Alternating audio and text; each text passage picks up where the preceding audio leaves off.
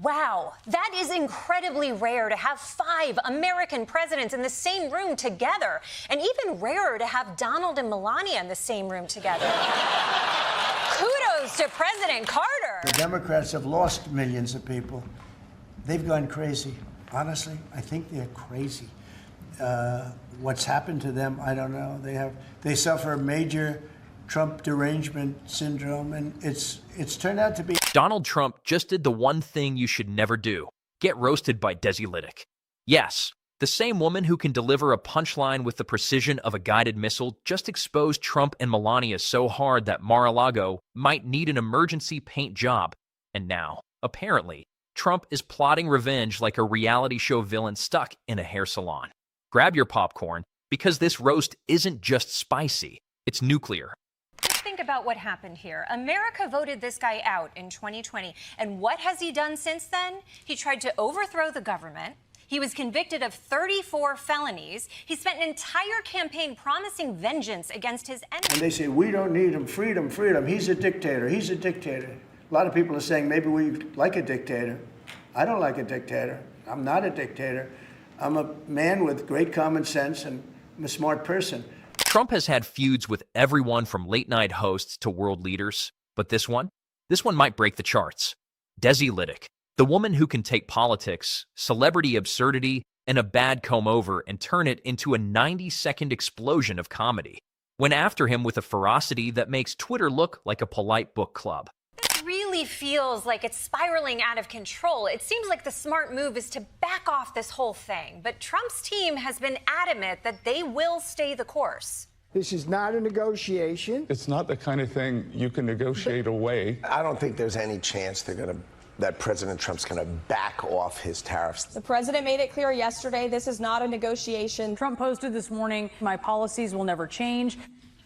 Well, that's it then. It all began with one of her monologues, a segment so precise, it could be classified as both journalism and performance art.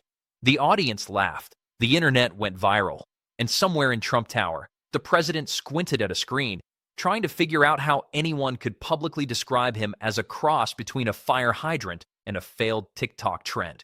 Well, I mean, I will say I was a little disappointed that I didn't get the nomination that I was expecting. Were you in any movies last year?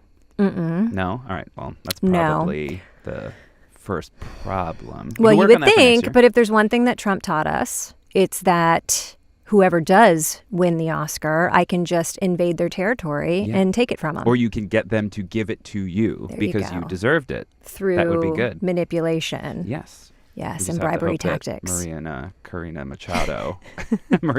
Machado wins it. Now, for Trump, criticism is like kryptonite dipped in lemon juice. He cringes, panics, and immediately searches for a new enemy. Melania, meanwhile, probably tilted her head and whispered, "Is it my turn to get roasted too?" And yes, Desi didn't spare her.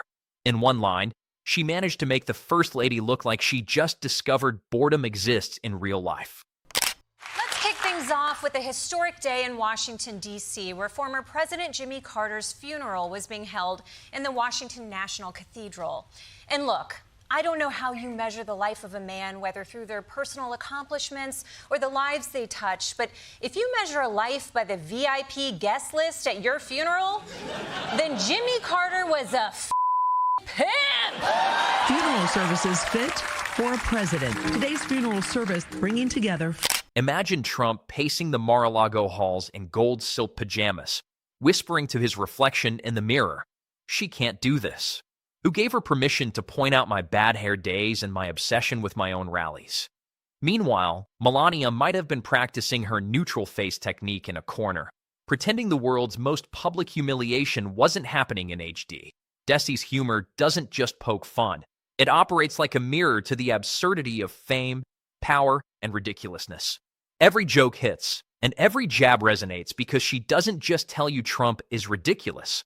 She shows it in ways so visual, so absurd, that you can almost smell the hairspray from here. And Trump? Oh, he noticed. Melania's reaction, of course, was subtler, but equally dramatic. She apparently looked at a mirror, raised an eyebrow so high it almost left her face, and whispered to the dog, "I'm glad I wore beige today." Because in her world, surviving a Lydic roast is about maintaining composure while internally screaming. But Desi didn't stop there. Every line, every punch, every sarcastic pause was designed to poke at the core of Trump's universe. His obsession with image, Melania's poise, the bizarre combination of the two, she dismantled it with surgical precision. And the best part? The audience ate it up like it was the last slice of pizza at a family reunion. You're wondering who, after all of that, would want to back him up? Well, buckle up. It's a long list. The former president winning with a coalition driven by white voters, men, and first-time voters. Young men in union households. Those older voters. Voters age 45 to 64. Those younger than the age of 30. Black men, Latino men, suburban women, Arab Americans, and white men. So, all of America. All of America. You just listed all of America. Meanwhile, Trump attempted his usual counterattack. He might have tweeted something about Desi Lydic being unfair to the United States. Or worse, contemplated a press conference where he would attempt to argue that comedians are fake news with punchlines. Classic. It's like watching someone try to fight a hurricane with a tennis racket. And yet, Lydic's comedy thrives on chaos. Every meltdown, every frantic tweet, every puff of indignation from Trump feeds her material. It's a perfect feedback loop. She jokes, they flail, the internet laughs, she jokes again. And somehow, the absurdity escalates with each round. But it's not just about jokes, it's about exposure. Desi Lydic exposes the weird dynamics, the obsession with appearance, the over-the-top dramatics that define the Trump-Melania saga. She takes what's invisible to most, Trump's fragile ego, Melania's forced poise, and magnifies it until it's impossible to ignore. Desi's comedy doesn't just end with laughter, it ignites chaos. Every jab is a spark, and Trump's reactions are fireworks. He threatens, he flails, he imagines legal action against someone whose biggest crime is making an audience laugh. And all the while, Melania quietly considers whether she should start her own commentary channel. And here's the kicker. The more Trump reacts, the more material Lydic has. It's like feeding a hungry dragon, except the dragon is armed with jokes sharper than any sword, and Trump keeps tossing logs into the fire. Every tweet, every press statement, every frantic attempt at rebuttal just fuels the comedy engine. Speaking of very prestigious boards making very consequential decisions, Davos was last week, and Donald Trump announced the Board of Peace, which is a new MLM. No, that's one way to look at it, yes. It sounds like an MLM. What is his intention with the Board of Peace? Did he say what his... So initially, it's to oversee the Gaza ceasefire, but now ambitions have ballooned. The unlikely roster of countries so far includes Belarus. It's almost poetic. Desi Lydic wields her wit like a scalpel, dissecting not just Trump, but the performative absurdity of the entire spectacle. Melania, in turn, becomes a silent character in the scene, poised, composed, but internally screaming at the audacity of being human in this circus. And Trump? He's the clown, unknowingly the star of the show, and the unwilling muse of every sharp punchline. Every reaction Trump makes is a comedic gift. His overblown tantrums, his dramatic hand gestures, his endless stream of hyperbolic statements, they're all fodder for Lydic. Each one transforms into a joke that resonates across the internet, turning absurdity into viral gold. And the beauty of it? Lydic don't even have to be cruel. She's precise, measured, and devastatingly funny. She doesn't just roast. They amplify, exaggerate, personas. Desi Lydic is the magnifying glass. Trump is the fragile ego. Melania is the calm eye of the storm. And the world? Well, we just watch, laugh, and occasionally wonder how the universe allowed this circus to exist. But let's talk about the escalation, because of course it escalates. Desi Lydic didn't just throw a few zingers and call it a day. No, she methodically dissected Trump's entire existence like a stand-up surgeon, peeling back layer after layer of ego, entitlement, and questionable hair decisions. Every joke hit like a mini meteor, and somewhere, Trump's brain was trying to reboot itself like a Windows 95 PC on fire. It seemed pretty uncomfortable that they all had to sit next to Donald Trump. Just think about the history there. Trump tried to put her in prison. accused him of murder, said he was the secret Muslim founder of ISIS, said she was pretending to be black, ended his entire family dynasty, almost got him murdered, tried to overthrow his presidency, and paid off a porn star behind her. Melania, ever the professional, probably had her own system. Neutral expression, slight nod, minimal blinking. But Desi didn't miss her. One line, delivered with a perfect pause, made it feel as if Melania's famously stoic face was a silent scream about the absurdity of being married to a man whose Twitter fingers are apparently more dangerous than any nuclear button. You could almost hear her thinking, how is it legal for one person to be this ridiculous? And then, like clockwork, Trump would see her slight reaction and think it was a personal attack. Every Trump-Melania exchange that followed became a theater of the absurd. Imagine Trump holding a teleprompter up to Melania, trying to explain why Desi Lydic doesn't understand the magnitude of my achievements, while Melania simply smiles faintly, as if saying, I am here, but mentally I am in a spa in Switzerland. Desi's comedy doesn't just roast. It exposes the surreal dynamics in their relationship in ways that make the audience simultaneously laugh and wince. And here's where it gets even better. Trump, in classic overreaction mode, started imagining all sorts of revenge scenarios. He considered sending Melania to a private art class to learn sarcasm, hoping she could fight back in the Lydic arena. He may have even attempted to draft a letter to Comedy Central demanding they remove the offending segment. Meanwhile, Melania just adjusted her posture ever so slightly, her hand on her chin like a chess master plotting 3 moves ahead while her husband flips tables over a bad joke. To win it, full speed ahead, from the window to the walls. Skeet, skeet, skeet, motherfuckers. Trump's policy will never, ever change. This is CNN Breaking News. The president announcing just minutes ago that he's now, quote, authorized a 90-day pause on some of his new tariffs. What? The trade war's over? But it's tariff day. Desi, on the other hand, thrives on that chaos. Every time Trump flails, every time he imagines himself as a victim of some elaborate comedy conspiracy, she gains more material. She doesn't need to escalate. The absurdity provides its own punchlines. Her timing, the way she lets a joke linger just long enough for the audience to catch it, turns every imagined meltdown into a viral moment. And the more Trump tries to respond, the more he becomes content. He is both the clown and the show, and the audience can't look away. Meanwhile, Lydic's jokes weren't just commentary, they were mirrors.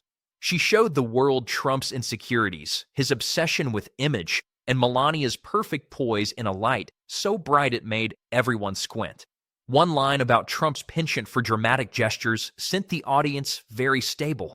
And Melania, still calm, still elegant, probably mentally planning a vacation where no one has microphones. And the escalation didn't stop there. Desi began intertwining political absurdities, Trump's lawsuits, the ongoing chaos of former presidencies, and the couple's public persona into one seamless comedic narrative. Every joke landed with the precision of a sniper, each punchline building on the previous one, like a symphony of absurdity. Meanwhile, Trump reportedly tried to respond by calling in advisors, plotting legal strategies, and possibly even attempting to draft his own comedic response. But nothing could compete with the spontaneous brilliance of Lydic's timing. And by the way, basically all of them have said that he's Hitler. So, yeah, it's a seating chart so awkward that it probably had them asking, is there any extra room in that coffin? Although there was one surprising moment of chemistry. During Carter's funeral, President-elect Trump chatted with former President Barack Obama. Of course, we don't know what they discussed, but the interaction seemed friendly, with both presidents talking and occasionally smiling. Ooh. Melania, ever the enigma, remained a silent force. Her imagined internal commentary during all this could fill books. Did she think about canceling social media, planning a European getaway, practicing neutral expressions in case someone tried to capture her mid-reaction? All signs point to yes. Desi's comedy didn't just mock Trump. It indirectly highlighted Melania's stoic endurance, showing how she navigates life alongside someone who reacts to jokes as if they were personal attacks on the nation itself. The internet, naturally, loved it. Clips from the segment were everywhere, dissected frame by frame. Every smirk from Lydic, and narrated by someone with perfect comedic timing. And for every Trump counterattack imagined, a new meme was born. Desi, however, remained unbothered. She didn't need to escalate. Her work is the perfect storm. Commentary, comedy, and absurdity rolled into one. She doesn't fight Trump. She highlights his own behavior, letting the audience fill in the blanks. Every over-the-top imagined reaction from Trump, whether yelling at his teleprompter, pacing Mar-a-Lago in slippers, or attempting a dramatic press conference, is fodder for laughs. Melania's silent grace? Equally hilarious, in an understated, ironic way. And let's not forget the symphony of contradictions.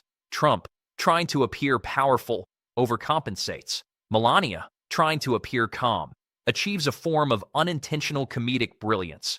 Lydic, observing it all, becomes both storyteller and magician, making the absurdity both visible and unforgettable. It's like watching someone juggle flaming swords while walking a tightrope over a pool of jelly. The tension, the danger, the ridiculousness, all perfectly orchestrated.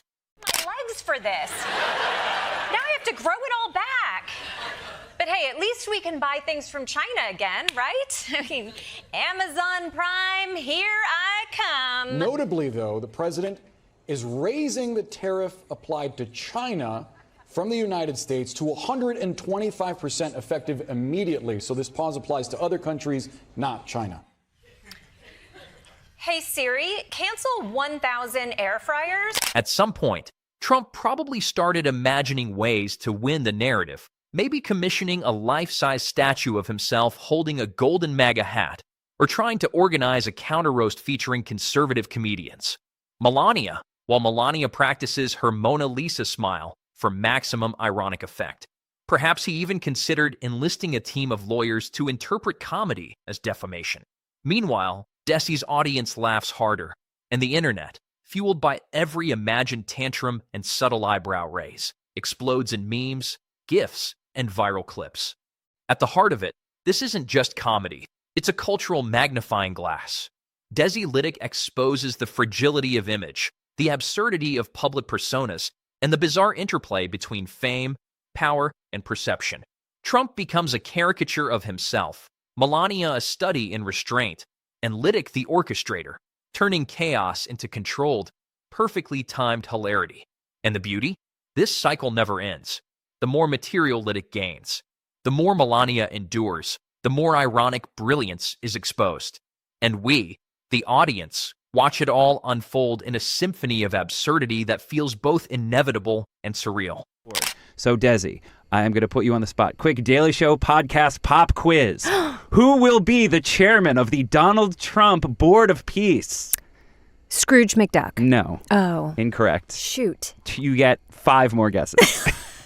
I'll give you only 5 more. Who is the chairman of Donald Trump's Board of Peace? Who has all of the power vested as the chairman of the Board of Peace? Oh, God. I'm going to go out on a limb. Go ahead. And I don't think this is right, but I'm just going to say it out loud.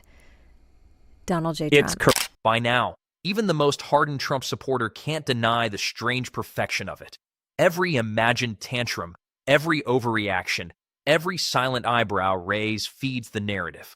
Desi doesn't just roast. They craft a universe where the absurdity of power, fame, and image collide in real time. And Trump, bless his heart, every subtle expression into viral brilliance, and every absurd moment into a story that the internet can't stop sharing. Trump rants, Melania endures, and the audience?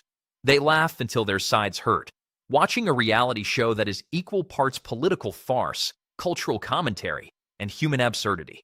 The cycle continues, endlessly rewarding chaos and exposing pretension, all with a few carefully chosen words and an impeccable sense of timing. Because at the end of the day, Desi Lydic doesn't just roast. You live inside the roast. Every reaction, every overreaction, every silent moment amplified for maximum effect. Trump, Melania, and the world watch, react, and marvel at the absurdity, and Desi? She sits back, lets the chaos unfold, and delivers punchline after punchline, knowing she's captured something truly timeless. The perfect collision of ego, endurance, and comedy.